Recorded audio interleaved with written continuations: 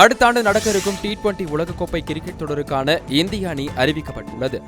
சூரியகுமார் யாதவ் தலைமையிலான இந்திய அணியில் அக்ஷர் பட்டேல், அபிஷேக் சர்மா, திலக் வர்மா, ஹர்திக் பாண்டியா, இஷான் கிஷன், சிவம் துபே, வாஷிங்டன் சுந்தர், அர்ஷத் ராணா, ஜஸ்பிரித் பும்ரா, வருண் சக்கரவர்த்தி, குல்தீப் யாதவ், ஹர்ஷ்தீப் சிங், ரிங்கு சிங் ஆகியோர் இடம் பிடித்துள்ளனர்.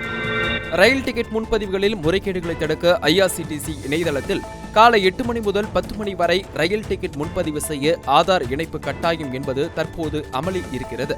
ஆனால் ஜனவரி 12ஆம் தேதிக்கு பிறகு IRCTC இணையதளத்தில் ரயில் டிக்கெட் முன்பதிவு செய்ய வேண்டும் என்றால் ஆதார் இணைக்கப்பட்டிருந்தால் மட்டுமே அனுமதிக்கப்படும் என ரயில்வே நிர்வாகம் அறிவித்துள்ளது. தமிழகம் முழுவதும் வரைவு வாக்காளர் பட்டியலில் பெயர் சேர்த்தல், நீக்கல் மற்றும் திருத்தங்களுக்கான சிறப்பு முகாம் இன்று அனைத்து வாக்குச்சாவடிகளிலும் நடைபெறவுள்ளது. வாக்குப்பட்டியலில் பெயர் விடுபட்டவர்கள் அல்லது முகவரி மாறியவர்கள் இன்று காலை 10 மணி முதல் மாலை 5 மணி வரை தங்கள் பகுதி வாக்குச்சாவடிகளுக்கு சென்று படிவங்களை சமர்ப்பிக்கலாம் என தேர்தல் ஆணையம் தெரிவித்துள்ளது. தமிழக சுற்றுலாத்துறை சார்பில் ஆண்டுதோறும் நடத்தப்படும் புகழ்பெற்ற இந்திய நடன திருவிழா இன்று மாமல்லபுரம் கடற்கரை கோவில் வளாகத்தில் தொடங்க உள்ளது. இந்த திருவிழா அடுத்த மாதம் 19ஆம் தேதி வரை நடைபெற உள்ளது.